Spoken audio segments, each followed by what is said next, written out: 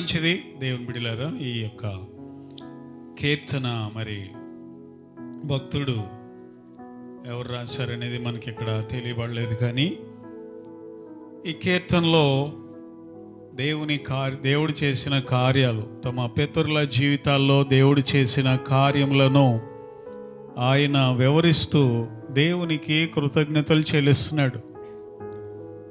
ఇంతకుముందు కీర్తనేమో దేవుడు చేసిన ఈ సృష్టిని బట్టి, దేవుడు ఈ సృష్టిని ఎలా చేశాడు, ఎలా నడిపిస్తున్నాడు అనేది దాన్ని బట్టి దేవుని కృతజ్ఞతలు చెల్లించాడు.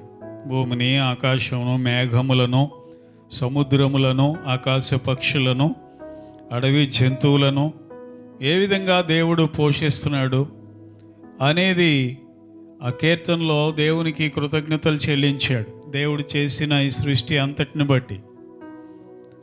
ఈ కీర్తనలోనేమో ఈ 105వ కీర్తనలో దేవుడు అబ్రహామును ఎలా పిలిచాడు, అబ్రహాము తర్వాత అతని సంతానాన్ని ఐగుప్తులోకి దేవుడు ఎలా తీసుకెళ్ళాడు యోసేపు ద్వారా. సో ఐగుప్తులోకి తీసుకెళ్ళేటప్పుడు మార్గమధ్యంలో దేవుడు ఎలాంటి కార్యాలు చేశాడు అనేవి ఈ కీర్తన అంతట్లో కూడా భక్తుడు జ్ఞాపకం చేసుకొని దేవుణ్ణి అతడు స్తుతించినట్లుగా మనము చూస్తూ ఉన్నాం. దేవునికి మహిమ కలుగునుగాక. హల్లెలూయా.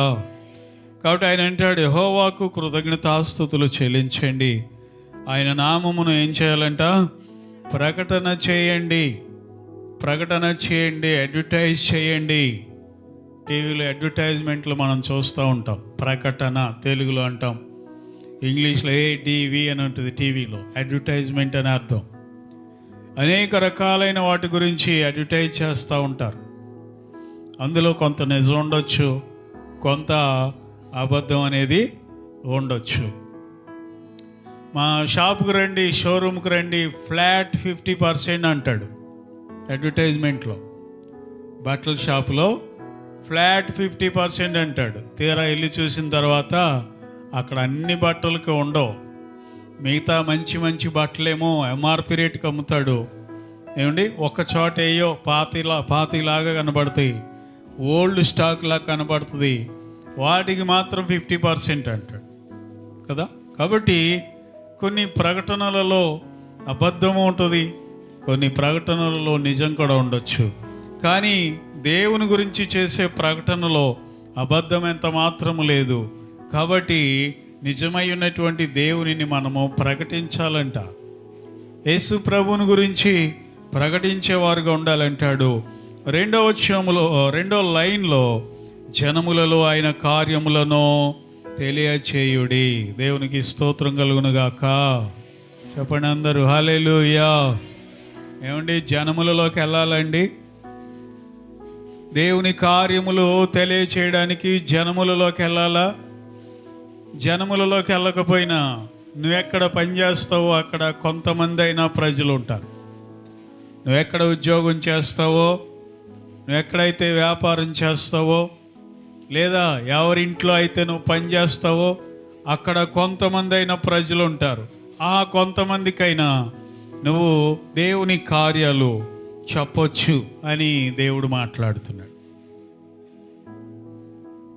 మీరందరూ కూడా సువార్త పొలములో ఉన్నారు, సువార్త క్షేత్రంలో ఉన్నారు, వ్యాపార క్షేత్రంలో ఉన్నారు. సో పాస్టర్ గారు రాలేని చోట్లకి మీరు వెళ్తారు, దేవుని సేవకుడు వెళ్ళలేని చోట్లకి మీరు వెళ్తారు. మీరు వెళ్ళినటువంటి ఆ చోట యేసు ప్రభువుకి మీరు సాక్షులుగా ఉండొచ్చు అంట. కానీ మనకి భయం, ప్రభు గురించి చెప్తే మనల్ని క్రిస్టియన్స్ అనుకుంటారని, ప్రభు గురించి చెప్తే ఉద్యోగం కూడా ఒకవేళ తీసేస్తారేమో, చులకనగా చూస్తారేమో, తక్కువగా చేసి మాట్లాడతారేమో, అసలే నా మీద కంప్లైంట్లు ఇచ్చేవాళ్ళు ఉన్నారు అని భయపడుతూ ఉంటాం. కానీ దేవుని బిడ్డలారా, మన పని అదే, ప్రభువుని గురించి ప్రకటన చేయటం, జనములలో ఆయన కార్యములను తెలియచేయటమే మన పని. దేవునికి స్తోత్రం కలుగునుగాక. ఒక ఆయన 70 సంవత్సరాల వయసులో గ్యాస్ బండ్లు వేసేవాడు, రిక్షా మీద, ఆటోలో కాదు, ఇప్పుడు ఆటోలో వచ్చేసి. వాళ్ళ కుటుంబం అంతా గుణదల చర్చికి వెళ్ళేవాళ్ళు, నోయల్ శామ్యుల్ గారి చర్చికి. ఆ గ్యాస్ బండ్ల రిక్షా మీద వేసుకొని ఎక్కడైతే ఆ కంపెనీ బెంచ్ సర్కిల్ దగ్గర కంపెనీ ఉందో ఇటువరకు, ఇప్పుడంటే చాలా చోట్ల వచ్చేసినాయి ఆ బ్రాంచ్లో, బెంచ్ సర్కిల్ దగ్గర నుండి రిక్షాలో బండ్లు వేసుకుని దేవునికి స్తోత్రం హల్లెలూయా అని గట్టిగా అరుచుకుంటా తొక్కుంటూ వచ్చాడు రిక్షా. రామర్పాడు కూడా వచ్చేవాడు. ఇప్పుడు ఆయన లేనట్టున్నాడు, చనిపోయినట్టున్నాడు. 70 సంవత్సరాల వయసులో, ఎంత వయసులో నువ్వు రిక్షా ఎలా తొక్కగలుగుతున్నావు గ్యాస్ బండ్లు వేసుకుని అంటే ఆయన అనేవాడు, నా దేవుడు నాకు శక్తి ఇస్తున్నాడు, మీరు కూడా ప్రభువుని నమ్ముకోండి అనేవాడు. కొణదల చర్చికి వెళ్ళి అహరోన్ గారి యొక్క మామగారు, ఆయన పేరు మామగారు, ఆయన పేరు వేరే ఏదో ఉంది. సో గట్టిగా అరుచుకుంటూ, సో మనమేం రోడ్ల మీద అలా అరవక్కర్లేదు. కాబట్టి మనం ఎక్కడైతే ఉంటున్నామో, ఎక్కడైతే పని చేస్తున్నామో, ఎక్కడైతే ఉద్యోగం చేస్తున్నామో, దేవుని బిడ్డలారా మీరేదో చెప్పక్కర్లా, దేవుడు మిమ్మల్ని ఎలా రక్షించాడు, దేవుడు మీ జీవితంలో ఎలాంటి స్వస్థత కార్యం జరిగించాడు, దేవుడు ఏ విధంగా మిమ్మల్ని ప్రమాదం నుండి తప్పించాడు, ఎలా మిమ్మల్ని విమోచించాడు అనేది ప్రజలకి మనము చెప్పాలంట. తర్వాత అంటాడు 2వ వచనంలో, ఆయనను గూర్చి పాడుడి, ఆయనను కీర్తించుడి, ఆయన ఆశ్చర్య కార్యములన్నిటి గూర్చి సంభాషణ చేయండి.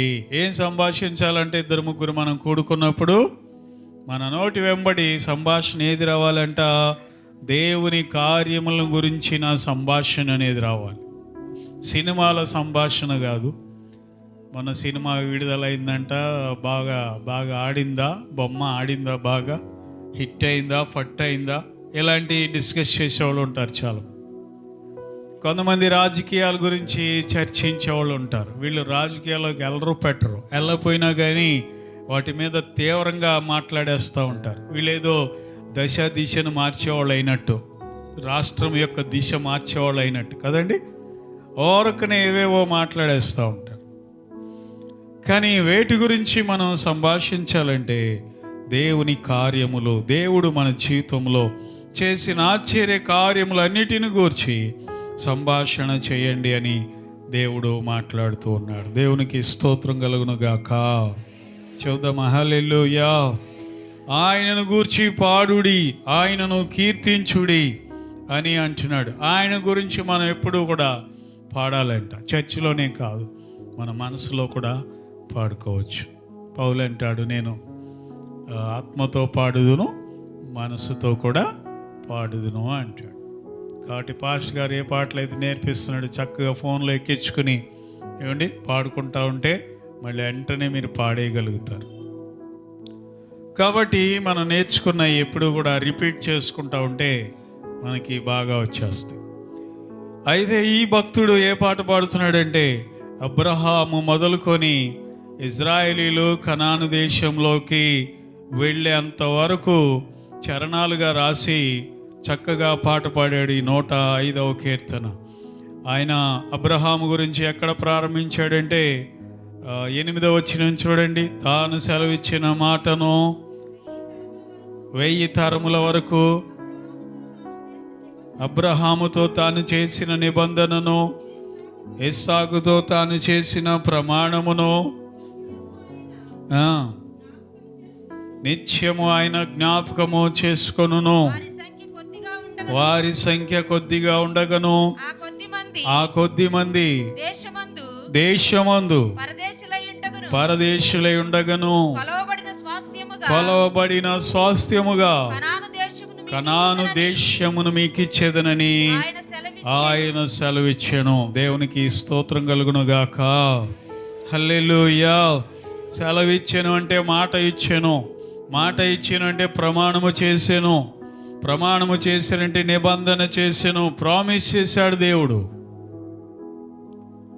అబ్రహాముతో అతని సంతానముతో దేవుడు ప్రామిస్ చేశాడు. ఏమనంటే, అబ్రహామా, ఒక అద్భుతమైన దేశం ఉంది, ఆ దేశాన్ని మీకు ఊరకనే ఇచ్చేస్తాను ఫ్రీగా, నా మాట వినండి, నా ఆజ్ఞలు గైకోనండి అని దేవుడు చెప్పాడు అనమాట. ఒక దేశాన్ని ఉచితంగా ఇచ్చేయడం అంటే మామూలు విషయమా? ఏమా? ఆమేన్, హల్లెలూయా. చెప్పండి, మామూలు విషయమా? మామూలు విషయం కాదు. ఈ రామర్పాడిని ఎవరైనా ఉచితంగా ఇచ్చేస్తారా? తీసేసుకోండి, కొలుచుకోండి అని నువ్వెవరు ఇవ్వడానికి అంటారు. దేవుడిచ్చాడు కనాను దేశాన్ని ఇజ్రాయేలీలకి. అక్కడున్న ప్రజలందరినీ కూడా వెళ్ళగొట్టి 7 జాతుల ప్రజలను వెళ్ళగొట్టి తన ప్రజలైనటువంటి ఇశ్రాయేలీలకి ఫ్రీగా ఉచితంగా దేవుడు ఇచ్చాడు. అక్కడికి వచ్చిన తర్వాత కొలతలు వేసుకున్నారంట 12 గోత్రాల వారికి.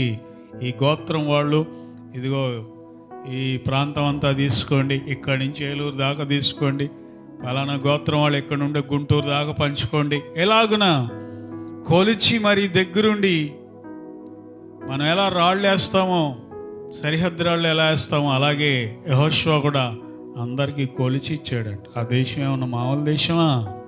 పాలు తేనెలు ప్రవహించే దేశం. దేవునికి స్తోత్రం కలుగును గాక. ఒక అరటిగల ఎంత బరువు అంట? ఎంతమంది మోసారు? ఓ ద్రాక్షగల ఎంతమంది మోసారు? 2 మోసారు. దేవునికి స్తోత్రం, హల్లెలూయా. ఒక ద్రాక్షగల 2 మోసారంటే అందులో చక్కెరకెళ్ళీలు ఎంతలా ఉంటాయని అర్థం? 1 డజన్ వాళ్ళ భుజాల మీద మోయాలి. బత్తాకాయలు ఎంతలా ఉంటాయని అర్థం? మనకైతే చేతిలో దొరుకుతాయి కమలాలు. అంటే ఆ దేశంలో ఎంతలా ఉంటాయని అర్థం? చాలా లా ఉంటాయి. అర్థమవుతుందా?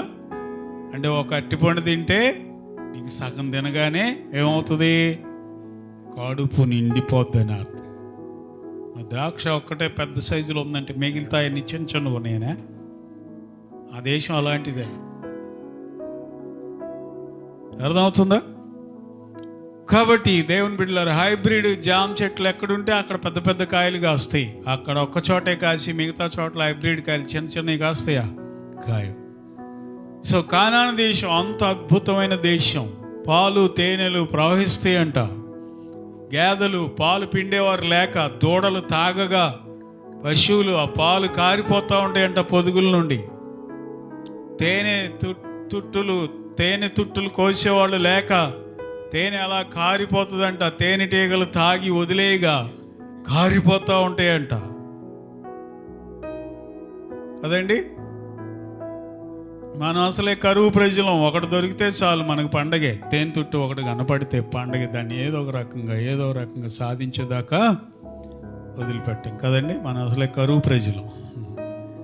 మనకు దొరకవు. అవునా కదా? కానీ అక్కడైతే అన్నీ వదిలేసేటేనంట. తినేవాళ్ళు లేక, తాగేవాళ్ళు లేక వదిలిపెట్టేసేటవి. దేవునికి స్తోత్రం చెల్లిద్దామా? హల్లెలూయా.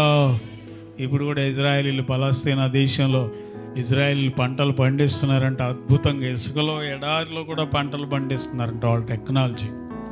ఒక్క వంకాయ మన మోచే అంత బారుంటుందంట వాళ్ళు పండించే పంటలు. జగన్ గారు కూడా వెళ్ళి ఇలాంటి వ్యవసాయం మన రాష్ట్రంలో ఎందుకు చేయకూడదని అదంతా వెళ్ళి చూసి వచ్చాడు. డ్రిప్ ఇరిగేషన్ అనేది వాళ్ళు స్టార్ట్ చేసిందే, ఇజ్రాయేలీలు స్టార్ట్ చేసింది. వాళ్ళ టెక్నాలజీ అంతా చాలా అద్భుతంగా ఉంటుందంట. ఒక గేదె 30 లీటర్ల పాలు ఇస్తుందంట. ఏసు రక్తమే. మన గేదెలు అందులో 10% కూడా 3 లీటర్లు ఇవ్వాలన్నా చెప్పరే కనా కష్టం. పిండి పిండి పిండి పిండి అంటారుగా ఆ భాషలో. పితికి ఆ భాష అది. ఎంత చేతులు నొప్పి వచ్చేస్తాయి మనకి. అవునా కదా? కాబట్టి దేవుడు ఇశ్రాయేలీయుల్ని ఆ విధంగా ఆ దేశంలో నడిపించాడు. ఈ మధ్యలో ఆయన ఎన్ని కార్యాలు చేశాడో, ఐగుప్తు దేశంలో కూడా ఎలాంటి అద్భుతాలు చేశాడో ఈ 105వ కీర్తన మనకి తెలియజేస్తూ ఉందన్నమాట. దేవునికి స్తోత్రం కలుగునుగాక. చదువుదామా? హల్లెలూయా. మరి 28వ వచనంలోనేమో దేవుడు అంధకారం పంపించాడు ఐగుప్తీల మీద కని మనం చూస్తాము. 29వ వచనంలోనేమో వాళ్ళ నదులన్నీ రక్తంగా మార్చి చేపలన్నిటినీ చంపేశాడని మనం చూస్తాం. తర్వాత వచనంలో కప్పలు వచ్చినాయి అని, తర్వాత జోరీగులని, తర్వాత దోమలు కూడా వచ్చినాయి అంటాడు 31వ వచనంలో 2వ లైన్లో కదా. వారి ప్రాంతములన్నిటిలోనికి ఏమొచ్చినాయి అంట? దోమలు వచ్చాను. జోరీగలు, దోమలు, ఈగలు, ఇంకా చెప్పాలంటే వడగండ్లు కురిపించాడంట దేవుడు. వారి ద్రాక్ష తీగలు, అంజూరపు చెట్లు పడగొట్టేశాడంట. తర్వాత 34వ వచనంలో మిడతలు వచ్చినాయంట, లెక్కలేని చీడ పురుగులు వచ్చినాయంట ఆ దేశంలోనికి. దేవుడు చూడండి ఎంత ఎంత బలాన్ని ఆ దేశం మీద చూపించాల్సి వచ్చింది దేవుడు, తన బాహుబలాన్ని. ఎందుకంటే మోషే అంత ఫరో అంత బలవంతుడు, బలాఢ్యుడు, సామాన్యంగా వదిలిపెట్టాడు.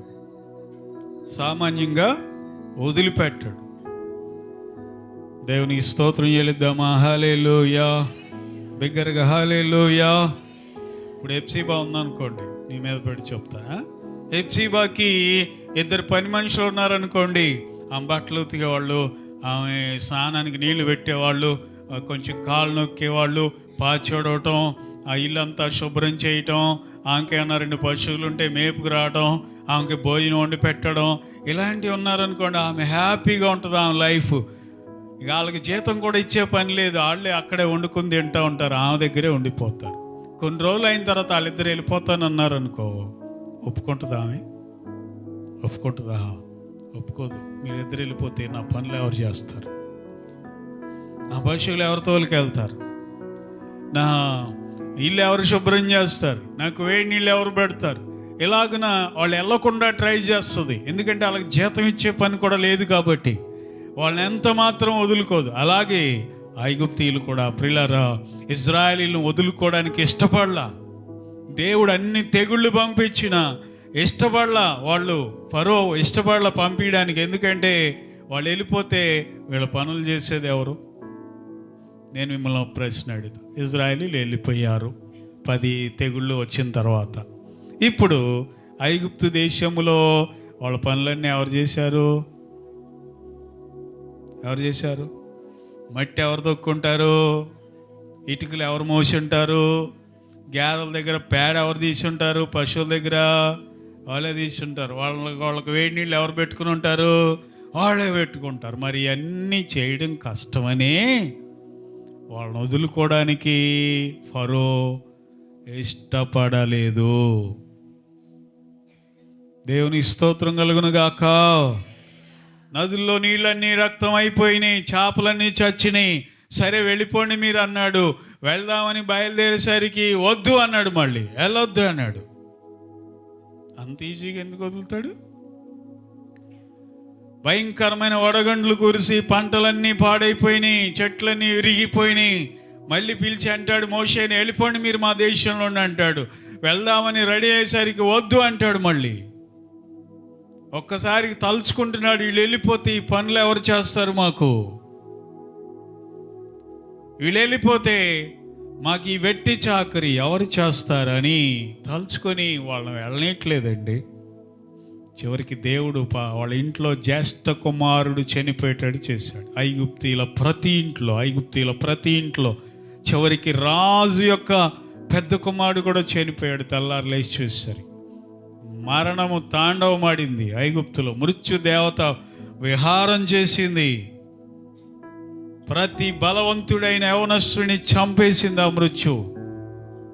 అప్పుడు అన్నాడు, వెళ్ళిపోండి, ఇంకా మీరు మా దేశంలో ఉండొద్దు, ఒక డెక్క కూడా మీది ఉండకూడదు, మా దేశంలో వెళ్ళిపోండి అన్నాడు. అన్నప్పుడు కూడా మళ్ళీ వెనకాల తరుముకుంటా వెళ్ళాడండి. అంటే బానిసలను వదులుకోవడం ఎంత కష్టమైన పనో ఫరోకు అర్థమైంది. అర్థమవుతుందండి. కాబట్టి దేవుడు ఇన్ని అద్భుతాలు అక్కడ చేసినట్లుగా ఈ కీర్తన అంతా కూడా మనకి తెలియజేస్తూ ఉంది. దేవునికి మహిమ కలుగునుగాక. చూద్దామండి అందరూ హల్లెలూయా.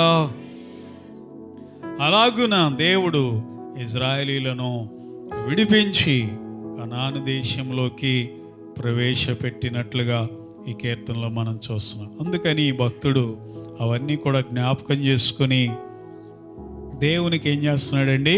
కృతజ్ఞతాస్తుతులు చెల్లిస్తున్నాడు. హల్లెలూయా. ఈరోజు మనల్ని కూడా దేవుడు విడిపించాడు. అనేక అద్భుతాలు ప్రభు జరిగిస్తున్నాడు.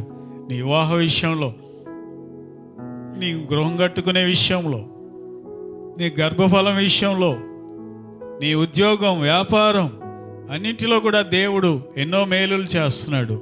నీవు కూడా, నేను కూడా, మనం అందరం కూడా దేవునికి ఎల్లప్పుడూ కృతజ్ఞతలు చెల్లించేవారుగా ఉండాలని ఈ 104వ కీర్తన ప్లస్ ఈ 105వ కీర్తన కూడా మనకి తెలియజేస్తూ ఉన్నాయి.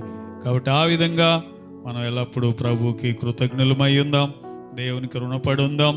దేవుడు మన పట్ల చూపుతున్న మంచితనాన్ని బట్టి ఎల్లప్పుడూ కూడా దేవుని కొరకు సాక్షులుగా మనం జీవించుదాం. ఈ కీర్తన భాగం దేవుడు దీవించునుగాక. ఆమేన్.